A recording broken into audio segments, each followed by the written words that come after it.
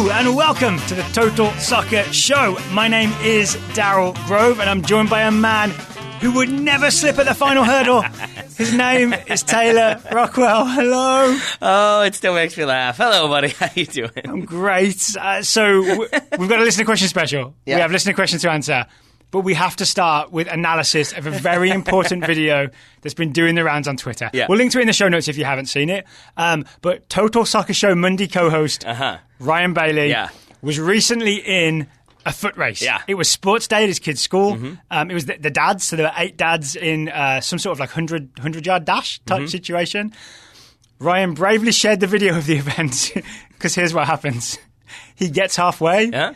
And he falls flat on his face. He does. It was a very Steven Gerrard moment. But he does then have to finish the second half of the race, which is maybe my favorite part of the entire thing. And we have to analyse this video, right? I think so. We break it down on the Total It's pretty much Show. his fault for posting it, yes. Yes. Yeah. I mean, it's brave of him to post it. It is. It's brave of him to post it considering I would not have. He lost to a man in a lion costume. He did. Man in the lion costume doesn't win the race. Does really well considering he's in the lion costume. He's on the medals table, yeah. He's on the podium, right? Yeah. All right, we've got to break this down. Why does Ryan fall? I'm gonna say a combination of footwear. You got to prepare for these things, right? He's wearing flats. He's wearing flats. Yeah. I'm gonna say there's a field issue. There is. Maybe it was like freshly laid turf. It wasn't. But maybe it was something he just wasn't prepared for. Maybe he hadn't tested the field prior to the race. You know, you got to get out there and prepare for these things. Well, I'm looking at it, and I would encourage listeners to watch the video, get as many views as possible on this thing. There's a middle patch. I have it on a loop. There's a middle patch where there's no grass, right? And I think Ryan runs through that, and it's just after that Bailey takes a tumble. I mean, it's a delicate situation, and I think if coming from England, maybe he's just not used to the varying climates and soil situations of North Carolina. The ground never gets that hard in England because there's so much rain that it's always got a little bit of give to it. Maybe I know he's been in the US a while, right? Yeah. He's been in North Carolina a while. Yeah. Maybe he just hasn't adjusted. I mean, maybe not. But we feel for you, Ryan. I mean, the sunglasses they stayed on, so that was good. Were they necessary? I think when you start wearing sunglasses, they become necessary. Did they cause his downfall? Are they the wrong prescription? I mean, if so, he's done plenty of simple contacts reads with me, so he knows better. Here's my other take with this is Ryan finishes 8th out of 8, right? After the fall, he kind of gets up, he does dust himself off and then walk to the finish line. He does a trot walk. A trot walk. I feel like he could have got 7th if he just got up and sprinted. Would that have mattered? Would that have made it better? I mean, maybe his wife wouldn't have laughed at him. She was already laughing, I'm pretty sure. It was too late. I think it's a credit he finishes the race. He gets a patronizing high five at the end of it, which is the other terrific part of that video. And at least the high five is 3 higher places than he finished. He should have had a high 8. That was solid. I haven't watched a video this many times since I did like a video for the Offside breaking down the Anfield rap. I watched it in like minute detail. Yeah. Same thing here. Ryan, we tease because we love. We do. Yeah. But we also are Can you ask him about it on Monday as well when he's on? Believe I'm going to ask him about it on Monday. But we also maybe are excited in a better mood today because you also got some good news. Oh, yes. So I got a scan to check on the size of the tumours to see has the chemotherapy been working, and the cautiously optimistic good news is, knock on wood, tumours have shrunk at least a little bit. I don't know fully how much yet. I've got a meeting with the doctor next week, but the basic news is the chemotherapy is working, at least in that tumours have shrunk. In your face tumours? In your face tumours. Do they have faces? Hopefully not. Yeah, that'd be troubling. Yeah. So I don't want to get carried away because it doesn't mean like it's definitely all good, but it's at least one bit of good news after the last few minutes. Just going to keep knocking on wood this entire time. So I wanted to share that with listeners because we've put listeners through the ringer with bad news in the last 3 months. I did enjoy. You got the news. You shared it with me. We had a very happy hug. A man hug. And then you texted your wife because I think you weren't sure if she was like in a meeting. And then I just watched you stare at your phone and just waiting for her to text you back. And it was genuinely like one of the sweetest things I've ever seen. Because I could tell, like, I know that feeling of like I have news to share, and my news is usually like, I got you an extra soda, not like the tumors are shrinking, and I can't imagine what that level of excitement must have been for you. Yeah, she did, if listeners are wondering, she did eventually respond. Yes, after crying in her meeting. No, she did. Yeah. Oh, should we move on to listener questions? Let's do it. Okay, first question. So I guess, but congratulations to Daryl, commiserations to Ryan. Now we can move on to listener questions. It's been an up and down week for the Total Soccer Show co-hosts. James Zerbel with the first question. Why don't our national soccer teams have a nickname? El Tri, Matildas, Three Lions, Seleção, all these names are synonymous with national teams and inspire pride. Do they though? USMNT or USWNT just sounds so cooperate. I think he means corporate. Sounds so I'm guessing like an autocorrect thing. Yeah. Corporate and boring. Do you know if there has ever been any talk of naming the teams? I think there has been. I think whenever we get to a World Cup, I think there are lots of articles written about this very topic, about how we need a national team, how it's been like the Yanks in times past. And the Stars and Stripes. And so I think that, yes, there's been talk about doing it. But not on an official level, right? It's mostly on message boards and on Twitter and in articles. And I think a part of that is because like the Federation can't do it. It would be the equivalent of giving yourself a nickname. You never want to do that. You never want to be like, I'm Tex. Like, ooh, that's not a good look. They are like the US men's national team presented by Audi. Well, there's that. Yeah, the Audis. Let's just go that way. Let's just go that way. Hey, this is Daryl cutting in to correct the error. I got it wrong. US soccer, the US national team is presented by Volkswagen, not Audi. I had the right country. I had the right product. It was German cars, but it's Volkswagen, not Audi. My apologies to US soccer, because I know they've probably worked very hard to get that sponsorship deal. And that's why we should refer to the team as the USMNT VWs, of course. Or maybe the USMNT Beatles? The USMNT Bugs? I'll stop now and let you get back to the show. It's the U.S. national team and all of the Marvel movies. I almost leaned over to you when we were watching Avengers to be like, it's amazing that in the future, everything is Audi. That's amazing. Who would have known? Who would have known? Robert Downey Jr. can design any kind of high-end tech, but he just drives a car that he bought from a German company. Exactly. You'd build your own car if you had his tech, right? You would think so. Yeah. Yes, so I think there has been talk, but I also think that one of the reasons why it doesn't kind of come to fruition is because I'm not sure we need one. Because I'm not sure. I would kind of argue that I don't know if those names do inspire pride, and that's where... Like, I would ask you, Daryl Grove, genuinely, I have it in my notes to ask you, is like, how many of these teams do you think are actually called this versus how many teams do you think are called this, like, by the media and other fans? For example, honest question, have you ever said, like, come on, Three Lions, or like, I'm going to go watch the Three Lions? No. It's always just England or the national team or, honestly, the team like during the World Cup, right? Because you just know what you're referring to. The lads. No one is ever like, oh, the Three Lions game is tonight. And I'll guarantee you as well, the players aren't like, yeah, we're the Three Lions. There's 11 of us, but we're the Three Lions. You know what I mean? I honestly think it always looks better from the outside because you call other teams by their nickname. And like newspaper stories and articles will sort of, you know that thing where you can't keep repeating yourself? So you can't keep saying England did this, England did that, England did this. Eventually in an article you'll be like the Three Lions. Or if it's Cameroon you'll be like the Indomitable Lions. It's really just a variation to use. At least with England, I don't feel it and I don't see it. Yeah, so I think that's, I guess, what I feel as well is I'd be curious to see how many people say, like, do Nigerians say, like, come on, you Super Eagles? Do Egyptians say, like, up the Golden Pharaohs? I doubt that. Yeah. So I think it's probably something that makes it easier to write about the team and talk about the team and for pundits to talk about the teams. I'm sure there are, like, the Seleção for Brazil or the selection, I know that exists elsewhere. Yeah. That one makes a little more sense to me because it implies the kind of, like, honorific title of being included in the team. But even if you think about it, what does that mean? It just means the selection. It just means the players that we picked. Yeah, you know what I mean? But I guess that one does have more of like an honorific thing of like you are in the selection. Like I can see how maybe if you're the player or maybe you'd talk about the selection. But then I think that relates to history. And while the men's national team has been to a lot of World Cups, maybe the not US most recently, that I don't know if they would qualify. So I'd say maybe the women's team qualifies in the sense that like they've won 3. Maybe they deserve like the selection instead of the U.S. women's national team. One thing I actually quite like about the USMNT, USWNT thing is that we seem to be the only nation that sort of specifies which team because they're of equal importance. You know what I mean? Yeah. So, like, the Three Lions sort of came first in England, and I think they call the England women's team, the nickname is the Lionesses. You know what I'm saying? Yep. Like, and it's almost sort of weirdly derivative of what the men's team, because the men's team was famous first. Yep. USMNT and USWNT, it's more equal, right? Even if maybe US soccer don't always treat it that way. Yeah. So I mean, that's a different podcast. That's a different podcast. And then, but I think also then to go back to like why it maybe doesn't happen, I also think it's because the United States is very big. And then like, what do you go with? It's really hard, I think, to find something that's like unique and interesting that isn't also a stereotype or sort of strange. Oh, yeah. I don't want to call, no disrespect to the Dallas Stars, I believe. Like, I don't want to say, like, go Stars. I don't want to say go Stripes. Like, I don't know. That feels kind of like, that feels manufactured to me. And here's my ultimate argument. James says it feels corporate to be USMNT, USWNT. I don't think the US Soccer Federation or any corporation did that, right? It's just, it has kind of evolved from fans, as I understand it. So in that sense, it's an organic name that's come about, USMNT. Well, I mean, it's just the abbreviation. Yeah, but it's just a thing that we started using. No one told us to do it. We just kind of did it as fans. I feel like... So that's why I'm saying it's organic. Like, and that's why I think it's okay. I feel like an abbreviation is an abbreviation. I don't know if it's like an organic offshoot of something else. But it doesn't happen in England, right? We don't call them the EMNT. Yeah, I suppose. I think that's just because it's unique to us. I think it's probably unique because we don't have one. I think that's probably where it comes from. I think it's very American because there are so many abbreviations like NCAA, NBA, MLB. I kind of think that it's where it comes from is just Americans tend to abbreviate long words and call something by that.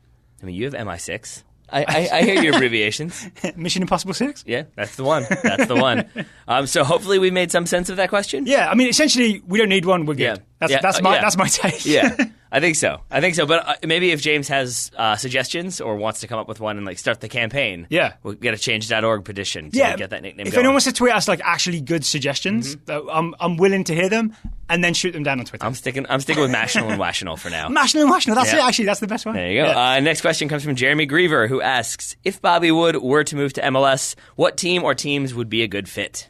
Ooh. Okay, before we get into this, I think it's worth clarifying Bobby Wood's situation, right? It's a situation. It's a situation. He's a Hamburg player. Yep. He is on loan for the season at Hanover because Hamburg were relegated. He hasn't played since March because he's had knee injury problems. I just read that he was back in training, but they played Bayern Munich away this weekend, so I don't know if he'll be back for that one. He has scored 3 goals in 20 games for Hanover, and they're bottom of the Bundesliga. Yep. Yeah. Things are not looking good for Hanover or Bobby Wood. And I think also not looking as rosy for Hamburg. At one point, they seemed like they were going to be like automatic for promotion. Yeah. I have the stats. They are 4th in the 2 Bundesliga.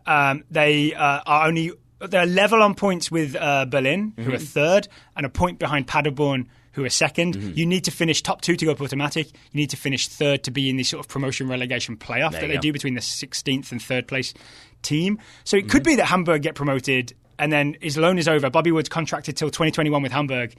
Then he's a Bundesliga player again, right? So maybe he wouldn't need to move to MLS. Except that I feel like I've seen plenty of reporting that they do not plan to continue to pay him. They want to get rid because the key thing here is that he's on $4 million a year. Oh. He's got 2 years remaining after this season, which is $8 million for a club like Hamburg who want to reinvest, who want to kind of strengthen, and maybe don't want to go back to playing Bobby Wood up top. I was being optimistic and thinking, they'd welcome him back when they're back in the Bundesliga. Nah, I don't think so. So maybe if he takes a massive salary cut, but even if he doesn't do that, or even if Hamburg don't take him back, then you're looking at him probably wanting like DP money. Maybe you can get him as a TAM, but I think it's going to require a designated player slot. Yeah, you wouldn't be able to TAM him at $4 million, right? I mean, also probably take a pay cut, but not that big of a pay cut. Yeah, before we actually get into where he could go in MLS, this wouldn't be a good time for him to go to MLS, right? Because you think of when national team players have come back or come to MLS for the first time, it's usually when their profile is high. Right? When Dempsey came, it was because he was, on a peak. Bradley and Altidore, the same. Jermaine Jones, the same. It feels like a coup to get the person. Yes. Yeah. Right now, signing Bobby Wood because he was part of the 2017 failure, because he hasn't been in the national team in a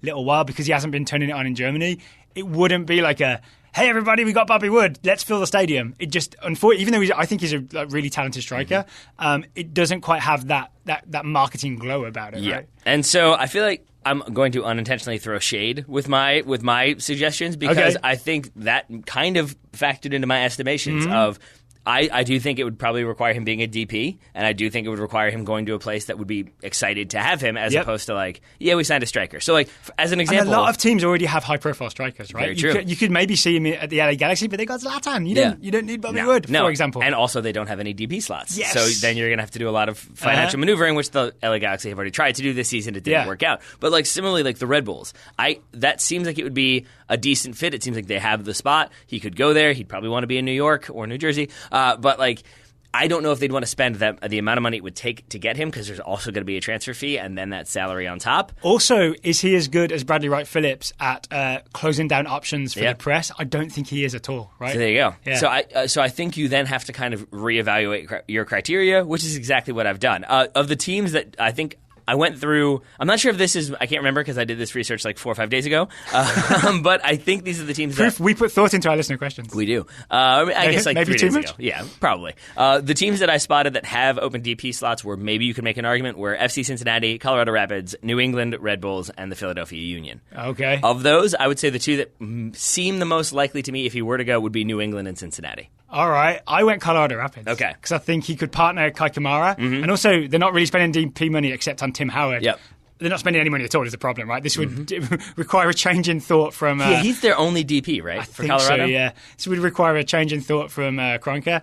But, yeah, I think Bobby Wood to Colorado Rapids would at least reinvigorate the franchise a little bit. I mean, except that, they just sacked their manager, Connor Casey. That's led to a lot of internet consternation. Yeah. I don't know if that's where he would want to go right now to, see, I'm still a good striker. I'm going to go to a place that seems to be completely unstable on the outside. But maybe it's where you're needed, not where you want to go. I mean, possibly. And I think that's kind of what it would be for New England, maybe a little bit. Yeah. Because I feel like Brad Friedel, the U.S. national team connections, might look at that and think that's a player we can get in. I think that's the type of move that the Crafts would want to make, which is we don't have to spend $15 million to get this player in on a transfer. We can kind of bring them in, but it's a national team player. He has name recognition enough that we could bring him in. It would probably turn a couple heads. Yeah. So I think that's why maybe New England makes sense to me. Honestly, New England have been so disappointing in terms of their stadium search and everything. He would be the perfect disappointing DP signing. Yes. Yes, that's so harsh, but so true. And I know this probably isn't what DP stands for disappointing player.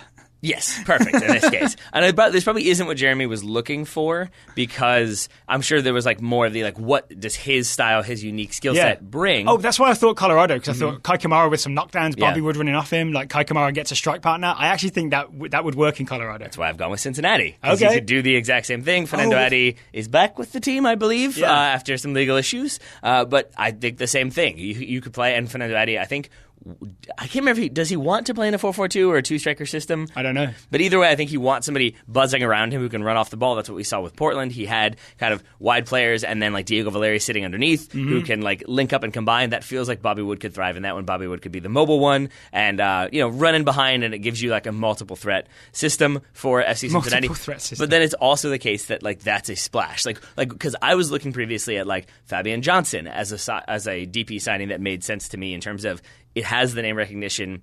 FC Cincinnati have tried to kind of embrace the German tradition. Yeah. So bringing in Bobby Wood from the Bundesliga, maybe you could sell it that way. But it feels like for a team that only a couple years ago were in USL and maybe dreaming of Major League Soccer, to suddenly be employing Bobby Wood would be a very exciting thing. Okay. My other suggestion is the Portland Timbers. They don't have any DP slots available right now. But they do have they've gone to a weird, I've seen their formation it's a weird 4-4-2, not weird, it's a 4-4-2 with a Bobasi and sort of Diego Valeri underneath him. I kind of think Bobby Wood is is an actual upgrade on a Bobasi, right? So you could have a Bobasi and Bobby Wood maybe switching out as the striker, or you can put them as a pair and move Valeri back into a more central midfield spot. The problem is the 3 DPs they already have. Nicolas Milano, from what I've seen, has not been that impressive for his Lucas Milano? Maybe. Yeah. Mr. Milano has not been that impressive from what I can understand. So maybe that would be someone that they could move on and bring in Bobby Wood instead, and it's a bit of an upgrade. The Nicholas is farther north of Portland. Yes. Yeah. So I guess though then if you're bringing in Bobby Wood as a DP player and being we're going to rotate you with a Bobase, I do wonder how he's going to feel about that one. Well, I don't want to hamper the play your kids thing, but I also could see it. Plus, Bobby Wood, I don't know if his family is still there, but he's from Hawaii, right? So West Coast makes sense because you're a little closer. That's why when you said New Jersey, I was like, there's an extra flight for him. Still closer. It's closer than Germany. Still closer. Yeah. Exactly. And then the other option is maybe he's a expansion team signing, right? So what is currently called Inter Miami, theoretically starting in 2020 if they find a stadium to play in. Maybe Nashville Soccer Club. I was following Neil These guys don't have Blackman's- signings yet, right? They do So not. Bobby Wood wouldn't be a bad first signing. Ooh, Nashville. Nashville's a good shout. A little more central, so you're a little closer to that coast. Does Bobby Wood like country? We'll find out, I guess. Get him some hot chicken. We'll see how it goes. Any other suggestions for Bobby Wood? No, that's it for me. I didn't think expansion is a good shout. Yeah, especially because 2 teams coming in 2020. And that does feel like a thing that Atlanta did when they brought in Kenwyn Jones. Yes. Before they had On made... Tam. Yeah, that's true. But they brought in a player that we were like, oh, okay, like I know that player and didn't end up necessarily fitting with what they were trying to do, but it was a sort of statement of intent. So that said, I feel like the Miami Beckhams are gonna like sign Cristiano Ronaldo, the Boca Raton Beckhams. It keeps moving. Yeah, we'll see what they end up being, but I feel like they would go with like, we're gonna bring in Cristiano Ronaldo in 2036. That's our plan. We've signed him to a deal. Don't worry about it. Final question on this: would Bobby Wood destroy an MLS? No. I think he'd score a bunch of goals. I think Jassy Zardes scoring a bunch of goals. I think he'd do fine. I don't mean this as a criticism of Bobby Wood. I also don't mean this as like a glowing statement about Major League Soccer, but I just don't think the league is like that, where it's sort of is what, like when David Beckham came in, I genuinely thought like, oh, he is going to annihilate this league. Like, because there was like, you had players at that point making like $17,000 a season. Like, I think the league has improved from top to bottom since those days, that I don't think one player can come in and have that massive an impact unless it's somebody like Zlatan Ibrahimovic. Unless you have this like next level player. Right. I think he'd come in. I think he'd do fine. So he'd score a bunch of goals, but not like 35 goals. He'd maybe score 15, 20 goals a season. Yeah. So he'd be a good signing, but just not like a game changer. Exactly. Yeah. Okay. That's my feeling. I think that's fair. And that may also be informed by the fact that, like, again, he has not been as successful in the Bundesliga as we thought he was going to be. Certainly not as successful as we thought. 3-20 this season. Yeah. Also, honestly, I would not sign him as a DP and spend big money because these knee problems seem to be recurring. I don't take any pleasure in saying that, obviously, but I'm a little concerned about him because this isn't the first time he's been out with knee problems. Yeah, exactly. And so that also factors into my answer, is just that, like, I don't know if I'm talking about Bobby Wood from my memory of him scoring goals again, like in like big moments for the national team and being like, ooh, like this guy's really exciting, or more recently where it's sort of like, oh, poor Bobby Wood not getting service. I've just realised travel and artificial turf, none of those things are good for your knees. Non-charter travel at that. Yeah. His legs crunched up in coach. Oh, no, Bobby Wood. All right, let's move on to another American, shall we? Kai Weidinger asks, what would Christian Pulisic's transfer value be if he weren't American, but instead were a random from a small European nation? So this is interesting because I take from this question that Kai is suggesting that the nationality of a player affects his transfer value. I assume he's suggesting maybe a marketing kind of way. Is that what we're getting at here? Yeah, I think so. I think that there's you and I haven't talked about this, right? But no, I think especially when it comes to the Premier League, I think that is a factor. That if you're looking at it from we want to remain a global club with like lots of like far-reaching contacts, I think you do look at some of the marketability of players. Christian Pulisic is a big one, that he has huge reach in the United States. That's why teams come here and play in the preseason, because they want to get American audiences, not just the ticket sales on the day, but the attention, the eyes that maybe leads to long-term investment, long-term fandom. Okay, so as we quantify this, it's not like the classic thing that everyone goes to of like jersey sales. I don't think it's just that Chelsea would sell a bunch of Pulisic jerseys, not enough to make up the transfer value. Well, they don't care about that either. It's because Adidas gets that money. Yes. So it's more... Or whoever Chelsea have. Yeah, it's more about like market penetration, right? Just sort of getting fans in America in general, right? Well, does that make more sense? Kind of, but I actually kind of disagree with you, because I think that you want jersey sales. They do care about jersey sales, not because they make the money, but because the next time they can get a jersey sponsorship, now they can kind of up that value because look how many jerseys we sold in the United States. But I think what I'm driving at is it's not all about jerseys, it's about like global fan base, right? Yeah. And you have a load more Chelsea fans in the US, because actually in a weird way they're not that well represented. Like the people we hear from here in the US, it's a lot of Arsenal fans, Liverpool fans, Spurs fans, Man United fans, some Man City fans. Chelsea seems, of the big six, maybe the team we hear about the least from American fans, right? I'm making a sweeping generalization there, but that is our anecdotal evidence. No, I think it's because a lot of people, unless you happen to like get into soccer at a time when Jose Mourinho was maybe there the first time and was like this exciting manager who's come in, he's kind of suddenly he's besting Sir Alex Ferguson. Like if you were there for that period of time, and I do think I have friends who were there and that's why they are Chelsea fans, like that's why they stuck with it. But after that it becomes sort of same old Chelsea, boring Mourinho. Then there's all this like weird flux, and you don't know if they're going to win it or be rough, and then they're going to fire the manager the next season. And so I think it makes it harder to kind of support them on a consistent basis. I do think you're right that of those big six, they're probably the least supported, at least in terms of the people that I know. This could be a game changer then for Chelsea. Okay, so here is his transfer fee. Chelsea paid Borussia Dortmund 64 million euros. That's $73 million. That's 54 million Great British pounds, which is a fluctuating value at the moment because Brexit. So how much, I guess the way of thinking about this is then, if we think of him as being from a small European nation where Chelsea don't care about the market, how much of that transfer value is Chelsea paying for American market? This is not going to be a popular segment, I don't think. Okay. Because I looked at it as he's a 20-year-old attacker, lots of national team experience. He has 25 caps, 10 goals, but not playing much this season. Yeah. And, like, has had spells where it was like, ooh, he is this next level player. He appears in the Guardians, like, best whatever under whatever. Yeah. But I would say he isn't that sort of, like, oh, he is tearing it up to the extent that, like, everybody wants him. Like, Ousmane Dembele, we watched him and we were sort of like, ooh, he's kind of getting that attention. He's kind of playing at that next level. Yeah, we also watched him. Pulisic. We also watched him on Wednesday. Yeah, I mean that's true.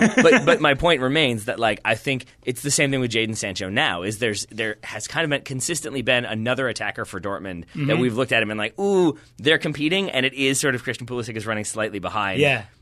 And that's kind of the best case. Jadon Sancho's season is just phenomenal, though, right? It's sort of unprecedented for a teenager to do that. I would argue that is he 20, Christian Pulisic? What he's accomplished as a 20-year-old, I think it almost justifies the really high transfer value because you're paying for a young player with a lot of potential, but also someone who has proven that he can contribute straight away. Not this season, but in previous seasons. I guess I not to take issue with it, but like, what do you mean when you say he's accomplished a lot? I mean, I've seen him play for Borussia Dortmund and like destroy Real Madrid. You know what I mean? He's had these moments where he has looked destroy Madrid. Yeah, I mean that assist to Andre Schürrle, that would be a really dangerous player. I think there's a recency bias of his bad form and injuries and stuff this season. See, I think we're on different pages here because for me, like I really like Christian Pulisic. Don't get me wrong, I really appreciate everything he brings, especially to the national team. But I don't think I've ever seen him like be the dominant force in a game. I think I see moments from him where I'm like, oh yeah. That's what sets him apart. There's no other American who could do that in an attacking role in the Bundesliga for that good of a club. I totally agree with you. Yeah. I just don't think I've seen him be that like game changer who Dortmund are looking to make something happen when they're down and need something to matter. So is it more that Chelsea are paying for potential then? I think so. It's a 20-year-old who's accomplished a lot for a 20-year-old at the very least, which I would argue justifies this really high price tag. So cards on the table, I would say, in terms of the, let's say, 64 million euros that they paid, I would say only 5 to 10 million could be the inflation of penetrating the American market. And then we've also got to factor in, Chelsea knew there was a transfer ban coming and they had to do something in January. So maybe there's an extra 5 to 10 million that's not about America. It's about, we've got to do this now because we're not allowed to sign anyone for the next 12 months. Well, and they also knew that other clubs were then going to jack that price up, and probably and Dortmund did, knowing that a ban is coming. They have all the leverage to say like, no, we want 10 more. So I do think that it probably was inflated by about 20 million pounds. Okay. I do think about probably say 10 for America, 10 for Chelsea's desperation. Pretty much, because I look at a player like Yuri Tielemans, who is 21 years old, played over 100 times for Anderlecht, played about 47 times for Monaco, 11 times for Leicester this season.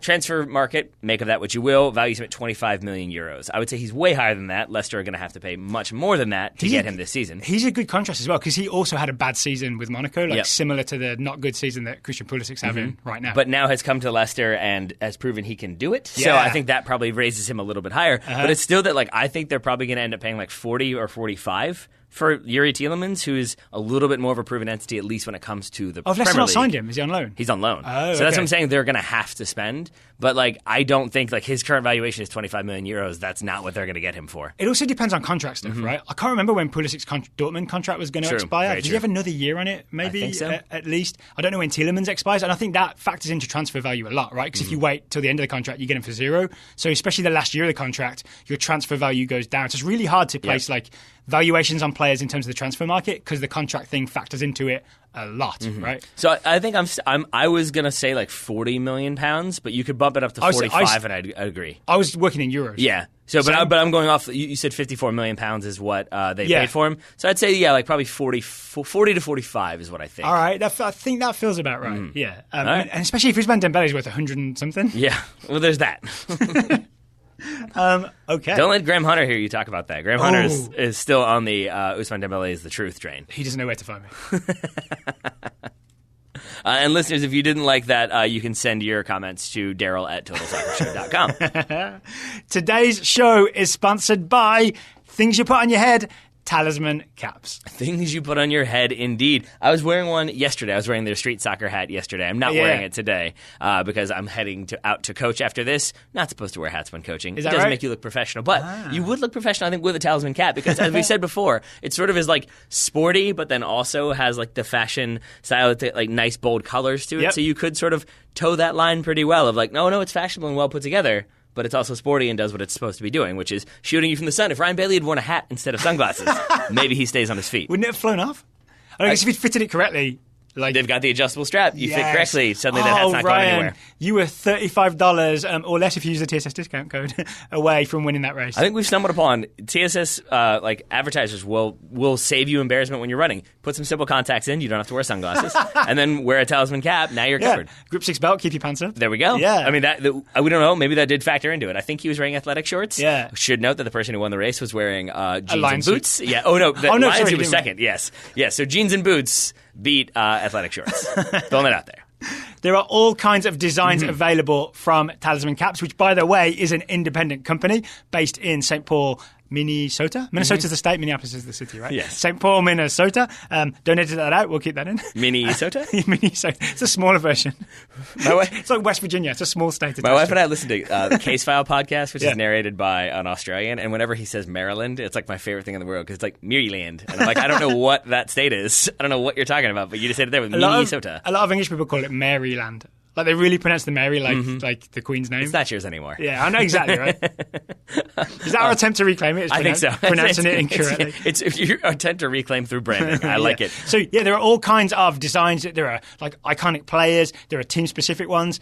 Taylor, you took a look at the store. Like, anything that stood out to you? Anything that you thought, I'll put that on my head? I'll go new first. I checked out their newer options. They've got the, I believe Miguel Ibarra is what you told me. I got excited because I thought they had a Batman hat. And I was like, I want Batman playing soccer. I would pay for lots of different comic book characters playing soccer. It occurs to me now that would probably be a rights issue. Yes. Yes, but they do have one. I think it's Miguel Ibarra dressed as Batman. Yes. I like that one. I also think, given that we just did the Women's World Cup roster selection discussion go back and listen to that if you haven't heard it yet. You could go the Be a Legend hat and get Mia Hamm on your head so you can support the women's national team. Not actual this Mia Hamm, right? No. It's a depiction of Mia Hamm. Yes. It's not the giant like blow-up face that you have of like Clinton Dempsey in the background. Yes. No, you don't have that either. It's a hat. It's a nice hat at that. And any of the caps we mentioned, you can get 20% off if you go to talismancaps.com and you use the discount code Total Soccer 20. That's the words Total Soccer, all one word. The number's 20. Total Soccer 20. 20% off any cap that's $35 or more. Pretty much all the caps are $35 unless they're already on sale, in which case you're getting a discount anyway. There we go. Yeah. So, do that. Get a hat. Cover your eyes. Don't fall. Don't become a laughingstock in front of the entire school. Thank you to Talisman Caps for sponsoring today's episode. Next question, Mr. Grove. Is coming up on my screen right now. And it comes from Dustin Wood. Smooth, right? Dustin Wood asks us, with MLS recently announcing their intentions to expand to 30 teams, and assuming Sacramento and St. Louis, finally, all caps from Dustin, get the 28th and 29th team, to which city would you award the 30th team? You can make it any city for any reason, but if you answer Richmond, I need your second choice. I did a quick count here because I was kind of confused by this. So 24 teams right now. Nashville, Miami is 26. Sacramento, St. Louis, 27, 28. I was confused for a moment. Austin being 29. Forgot about Austin. Sneaking in there. They are indeed. Well said. So I, as I am wont to do, I made this a less like emotional choice for me because... Is your choice not Richmond? It's not Richmond. No, and it's not even because I did this show with Josh and Laura many years ago where they both chose the two teams that were going to be the... I think Josh chose Atlanta, Laura chose Minnesota. I chose Louisville, that show. And I made a compelling and stellar argument for why it should be Louisville. Isn't Richmond your other Louisville? What do you mean? Or isn't Louisville your other Richmond? Basically. Just the other place you've lived in the US. I never lived in Louisville. Oh, I just very much... No, I just enjoyed Louisville. No, we were... nearby? We were far away in the dry county of Danville, Kentucky. Dry county. Then moist, now very wet is how it's gone that way. I enjoyed Louisville. I enjoy cities on a river. Basically, I think of Louisville as like bigger Richmond, and then I think of Kansas City as bigger Louisville. That's about how it goes. So the more west you go, the bigger and more on a river it gets, I guess. But yeah, I do like Louisville. They would be my like personal choice, but they've got USL like Premier written all over them when that whole sort of promotion relegation situation happens. More on that in a little bit. And it's a team that's proven itself in the USL, what's now the USL Championship, by literally winning the championship. Yeah, right? But like they're playing in a baseball stadium. You'd have to like change a lot of things, and that seems like it's far off. So I kind of went realistic here, and I looked at the ones who are like the most likely scenarios, and my money would be on either Phoenix or Raleigh. That's what I'm going with. That's interesting. Talk me through why. So, I mean, they are the two who I think are like Phoenix especially is the one who's kind of in the pole position to get that 30th spot. They've got the kind of ownership group with Didier Drogba on board. So we're talking about Phoenix Rising being elevated yes. to a Major League Soccer franchise, which is my preferred way of, I think, doing things. At least it's some weird form of promotion. Exactly. Right? It's a weird form. It's an American form. It's like the Minnesota model, but right? It counts as a form. That's what matters. But yeah, I think they're working towards getting a soccer-specific stadium. I think the plans are already in the works. I think it's a market that MLS wants to go towards as well. Mm-hmm. I also think it balances it out a little bit. I'm not sure what they're going to do in terms of Austin counting East or West. So you kind of got to look at conferences a little bit and what weird things have to happen for it to be equal numbers on both sides. Yeah. But I think that's where Phoenix makes sense to me, and the proximity to like California, and you can kind of make some rivalries there if you need to. Mm-hmm. Raleigh, I think, makes sense because I grew up playing soccer in Virginia, and North Carolina had a lot of very good teams. Castle, like, kind of combining and was always a threat, and so I always thought of Raleigh as this place, like this imposing place where if you go and win there, it's a big deal. So that's probably my personal... That's fine, though. That's a good reason. That's probably like a personal factor that does kind of play into it, but also I do think they are aggressively working towards it. I think they're trying to compete with Charlotte. North Carolina FC? Yeah, I think they're trying to compete with Charlotte because Charlotte are also trying to put together a bid. But Raleigh, to me, is one that I think they'll be looking at, especially because I think they want to kind of sort of spread out where their teams are. Again, I'm looking at this from a not a promotion, but like a little bit MLS corporate standpoint. Yeah. And that they want greater coverage, and I think there's a lack of teams. There's in no the MLS South. team in the Carolinas, right? No, and look at the South. Like if you kind of remove Florida from that equation, you've got Atlanta, and that's it. Yeah. So I mean, and Texas is its own thing. Please don't email Texan people. But yeah, so I think maybe putting one in North Carolina is a way they'll go. Isn't there also, there's a good chance of it happening because I want to say one of the Raleigh owners, the North Carolina owners, is Mr. Malik, who is part of US Soccer. So there's some like connections behind the scenes there that might make No, they would happen. never let conflicts of interest and intertwined like personal loyalties factor into corporate decisions. No. Okay, so I think I'm with you. My choice was Phoenix. Okay. Why was Phoenix your choice? Because it seems like they've got it together, and because the ownership group is star-studded, it makes me kind of excited. The only drawback, I think, is the stadium, right? I don't think they have a site for the stadium, or they don't necessarily have it all figured out just yet. Because my original answer was going to be, it's whichever team can privately build a stadium downtown. Yep. Right? With no public money. Because I'm really against public money for stadiums. So I think it's a waste of public money. It doesn't give return on investment. But if the private company or the individuals can do it, but I couldn't find a team that had that. There was no team that had a downtown location and had the fully someone saying, "Yeah, I'll just build a stadium with my own money." I mean, Richmond's got a quote-unquote soccer-specific stadium? Honestly, my actual choice of the question, if I could put a team anywhere, it would be Richmond, right? Because I plan on living in Richmond for the immediate future, for the long term, I think. I would just love an MLS team in my town. I would love to see the Kickers elevated to Major League Soccer. I mean, you could take City Stadium and build a whole MLS stadium on that site. It's a downtown stadium. It would need an ownership group with even more money, right? But I would just love having an MLS team in town. I would be slightly apprehensive, and this is me being probably a bad fan of I've had enough. I grew up being a Washington professional football team fan. I've talked about it many times. There's enough shame there for me that it's just it makes me sad. So not that the Richmond Kickers are anything close to that, but the pressure of watching our if Richmond did get an MLS team and it was 6,000 people there, I'd be like, oh no, I feel personally responsible. I feel personal stake in getting thousands more people to games. Yeah. And I don't know if I want that pressure, Daryl. Right. So the problem is that Richmond's maybe not a big enough market for MLS right now, right? What Metro, we're 1.3 million, something like that. I don't think that ranks high enough for But much for like MLS. Bear Island, every Richmonder counts for 40 soccer fans. But I do think if it was like big name players coming to town, you definitely get like 10,000 or more, right? Yeah. But I think MLS wants even more than that. I think so. Yeah. Yes. Okay, my other choice I know that makes me a lame fan, but it's the reality of like I would be bummed out to see like a half full stadium for Richmond versus Chicago or something. I'm like, come on, people, let's get it together. I don't want that pressure. Detroit, if it was the elevation of Detroit City FC to Major League Soccer, I'd be all in, because Detroit is, it's a big city. It has all the other major sports franchises, right? I think. Yeah, they got all four. Yep. So it would make sense to have an MLS team in Detroit, but I would not want it to be something that swallows or tramples on Detroit City FC. And then they were one of the leading contenders for a while there. I think the major stumbling block is that they want to play in the Silverdome, or they want to play in a football stadium, basically. So their bid would not incorporate a soccer-specific stadium or anything like Ford that. Field. Yeah, that's what it is. Where the Lions the Silverdome would be a more controversial choice, I think. I'm not even sure that exists. The other maybe good choice is San Diego. Landon Donovan is involved in the San Diego bid. I like it because there's so much talent in California that an extra MLS team in California, in San Diego, probably means that we get that development academy, you get a path to the first team. You maybe, in terms of the good of the US national team, you're tapping into even more talent in San Diego, right? And you get right down there near the border as well, so like a lot more Mexican-American players, hopefully. I'd be 100% on board if they were the San Diego Whales, and I'll leave it at San that. Diego Whales would be great. But they also have stadium problems, right? They tried to get public funding. Wisely, the public voted against it. It was defeated. And I think the bid right now is, we'd play at the San Diego State stadium where they play football, and that would not be a good look. Not right? so much. So yeah. So congratulations to Phoenix. Yeah, I guess Phoenix is what we're going with, right? Also, Joe Lowry writes a tactics blog, I guess is the correct word still, writes about Phoenix Rising Tactics. I think it's called Tactics Rising. Let's make sure that we've got that right, because every time somebody asks me how our blog is going, a little part of me dies. Okay, yeah. He has a website. The website's the word. There we go. Yes. Right? Yeah. So we get good tactical insight on Phoenix from Joe Lowry. Hopefully designed by Wix. We're bringing all the sponsors into it now. Next question comes from Joseph McGregor. Does USL split into 3 divisions, and MLS's continued and future expansion point towards eventual promotion relegation? I wrote yes, maybe. Yep. I said yes in a limited form. But maybe not for a long time. And likely without MLS.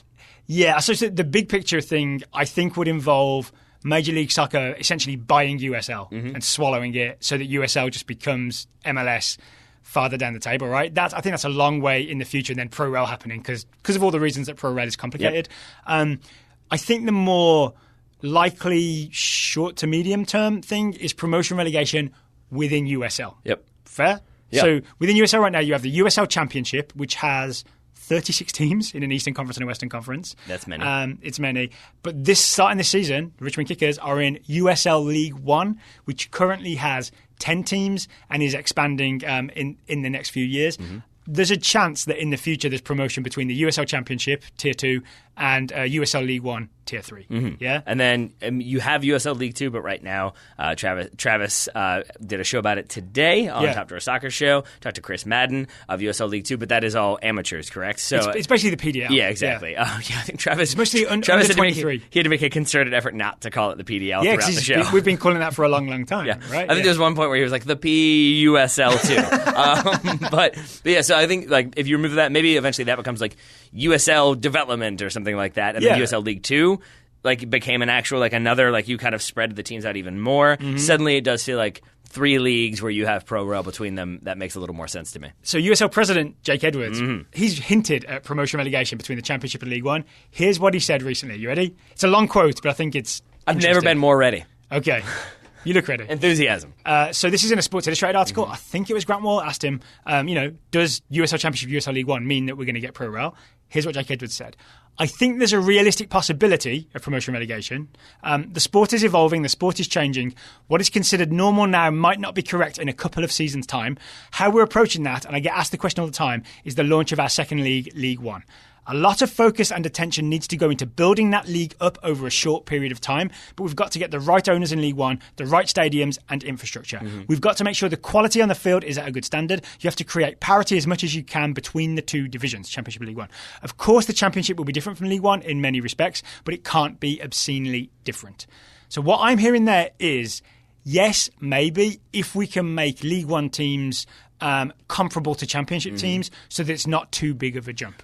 What I'm hearing there is like chef's kiss of like a beautiful lesson on how to talk soccer in the modern era in the United States, because he gives you like, yes, but, and maybe, but still, and therefore, but. Like, it's so perfectly structured in terms of like, we think so, but we have to do this, but we're not there yet. But if we get there, but then if we get there, we have to do this first. It's a very good way of kind of towing that line. The clever part of it is he doesn't say, yes, we're looking at doing pro rel in a couple of seasons' time. He says, what is considered normal now might not be correct in a couple of seasons' time, right? It's a very... I mean, Jake Evans is a smart man, right? Like, USL is growing. He's doing a good job. Again, right now, USL is 36 teams, 18 in the East, 18 in the West. They're going to add teams. Eventually, I think they'll have like 20 in the East, 20 in the West. And meanwhile, they'll be building up USL League One. But it's going to take a while for League One to be big enough and have the correct infrastructure that those teams can be promoted up to the championship. And so I'd agree with all that. I would just say the expansion of Major League Soccer, I feel like, is a separate thing. It doesn't really factor into my estimations of promotion relegation or what USL is doing, because I think they're trying to expand to. I think they'll probably get to 32. And maybe they actually end up going the like NFL route, and they have conferences. I hope they don't do that, but I think that like you can't kind of expand that much and then be like, oh, and now we're splitting into MLS 1 and MLS 2, and each one has 16 teams in it. I think teams would be very upset by that. So I feel like when promotion relegation will maybe become a thing for MLS is when they're really struggling to generate interest, and they got to kind of change it up a little bit. There's no more expansion fees. We need something else. Exactly. I think that's the answer, right? So Jake Edwards says a couple of seasons. I think it's going to take at least that long to build up League One. And then maybe, I think we're looking at 7 years before there's any chance. I was going to say between 5 to 10, so sure. 7.5 years until there's pro rel in the US. Perfect. Next question comes from Mike Kemp. Yeah. Who would be a better Scotland national team manager?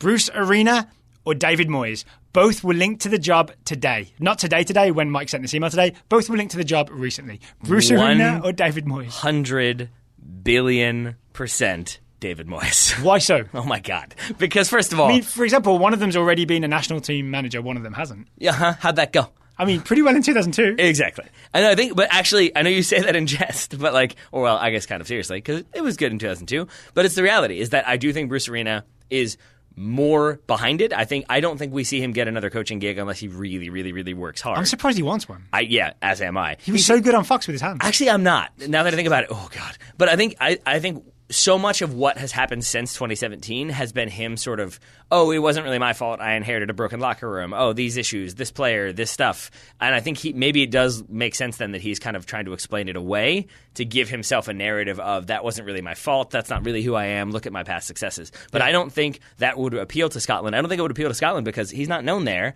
Whereas David Moyes is a known entity. Yeah. And not just because he managed Manchester United, managed Everton, has had less success lately, but it's because he's Scottish. He kept West Ham up. And that's a huge deal. He did. That's a huge deal, though, because the only non-Scottish manager is Bertie Vogts. That was from 2002 to 2004. Aside from that, it's been all Scotland. Or it's been all Scottish people. So, I don't think Bruce Arena would just come in and be like, yep, this is the guy for us now. I think the only way you're going that route is to find somebody who makes sense. Bertie Vogts had, I think, successfully managed Germany, or somewhat successfully at that point. He won Euro 96.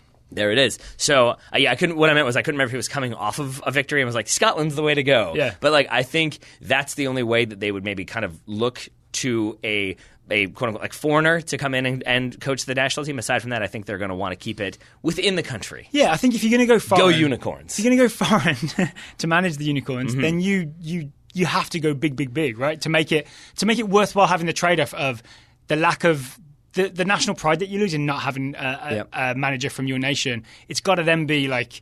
I'm trying to think of a high-profile manager. It's got to be like Jurgen Klopp or someone. Yeah, you know what I'm saying? It's got to be really worth it. Even this is a bad example, but I equate it with England. It's got to be Mukzadam. Eventually going with eventually going like Fabio Capello. At the time that was seen as this is a coup to get this guy in, and I think that's when you break with somewhat tradition, or Sven. You get Sven in there, and he does Sven things. Yeah. But I would also add though that Scotland. I love Scotland. It is not as prestigious of a national team coaching gig as it might seem. You look at their recent managers, Gordon Strachan, Alex McLeish, Craig Levine. Those aren't names that you think of as they were I think the only one who in my mind was in there was Alex McLeish the first time around in 2007, was sort of this up and coming young exciting manager. Aside from that, It's, are you Scottish and have you coached before? Let's give it a go and see what happens. And David Moyes would be the most high-profile Scottish manager in a good old while, right? Because so long in the Premier League with Everton. But Gordon Strachan never managed Everton or Manchester United. Like, he's never actually managed a club of that size. So bad I didn't give him his proper title.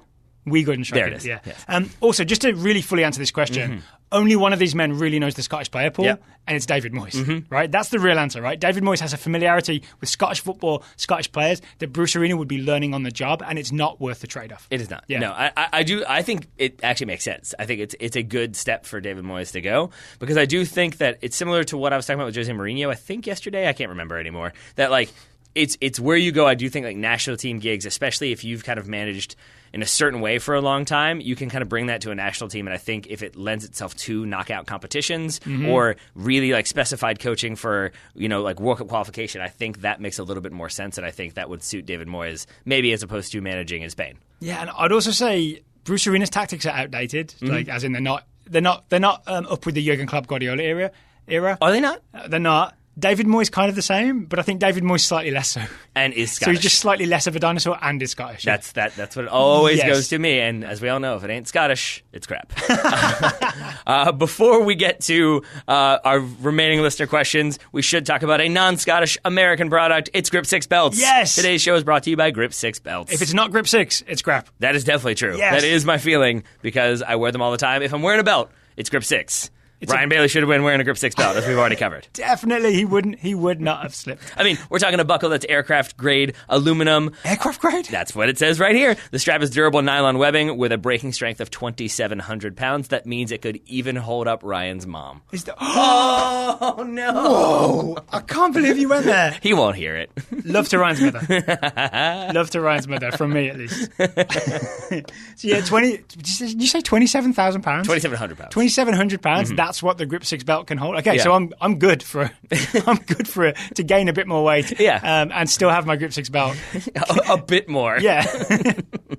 Like another 200. Yeah, that's it. You're really pushing it. In our 350 square foot room, Daryl's really taking up a lot of space in here. Yes, but Grip 6 started in a garage, probably not much bigger than this space, in the garage of BJ Minton, the owner and inventor of Grip 6, and I do appreciate that because my brother and sister-in-law started their business in a garage, and it's going well. But I like the idea of like independent organizations like started at the grassroots level and continuing to expand from there. It's what we've done as well, so it always kind of resonates with me. That as well. Yeah, and there is a patriotic angle to this, right? If you want to buy something conceived in the US, manufactured in the US, and still completely made in the US, Grip 6 belts, it's that company, right? Yep. Everything about Grip 6 belts is American. And as is their guarantee. As is their guarantee. Their guarantee. Yes. That's how you know it's American. It's got the word damn in it. Exactly. Anytime, any condition, any reason, you can return that Grip 6 belt. They will send you a new one. They will replace any broken parts. You can look just as good the first day you got it as the last day you wore it. All right. And the discount is special for Total Soccer Show listeners. It's not a code. It's a secret URL that you only know if you listen to this show. Secret. It's grip6.com/TSS. Grip6.com/TSS. And there you will find the Total Soccer Show discounts. You sure will. There are varying discounts as well. We'll leave it even more secret and mysterious. But yes, grip6.com/TSS. Thank you very much to Grip 6 for sponsoring today's episode. Commiserations to Ryan Bailey and Ryan's mother, whom I assume is lovely, and now I feel bad mocking. I feel like you should. Yeah, it's fine. It's fine. All right, we have two more questions. Am I asking or are you? I believe it's my turn to ask, let's do it. Because I was very excited to get to say 100 million% David Moyes. Ryan Downey, in the year 2040, will there be more English players in the NFL or more American players in the Premier League? So when we first heard this question, I was like, there are no English players in the NFL, are there? I looked it up. I was shocked when you told me. I looked it up, at least on Wikipedia, which I know is not a perfect source. But apparently there are 5 English players in the NFL.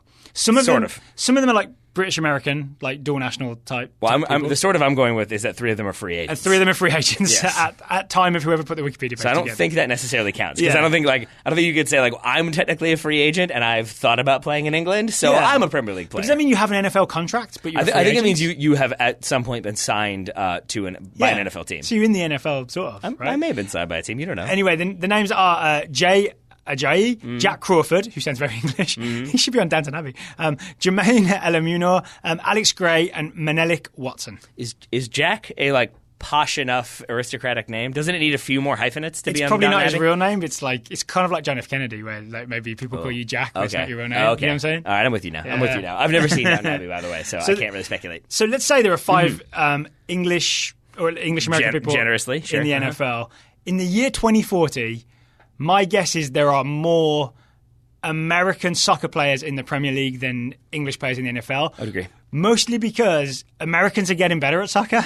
And I'm not sure English people are getting better at American football. No, I mean, I think that's a huge part of this for me, is that we've had Americans playing soccer at varying degrees of competitive levels professionally since the 1990s. We're still struggling to find consistent minutes, or Americans are struggling to find consistent minutes in the Premier League. You have not had Don't give up Emerson Hyndman. Don't give up. Exactly. But you have not had lots of Brits putting together American football teams and trying to find a way to compete with NFL teams and make their way into the NFL. There are probably individual players that have done that, individual teams maybe in London and the greater... But there's not a production system like there is over here, right? No, and I think even the ones that you mentioned, the one who actually is playing for Atlanta, I think he's a tight end. Alex Gray? Yeah, he I think was a rugby player. I think he played rugby sevens. Went to the Olympics for rugby. Yeah, so then that makes a little bit more sense. And by the way, rugby sevens is all about being fast because it's literally 7-a-side rugby on a full-size field, so there's a lot of open space to run into. Yeah. I also think again, maybe a little bit controversially, I also don't know how big of a draw the NFL will be in 2040,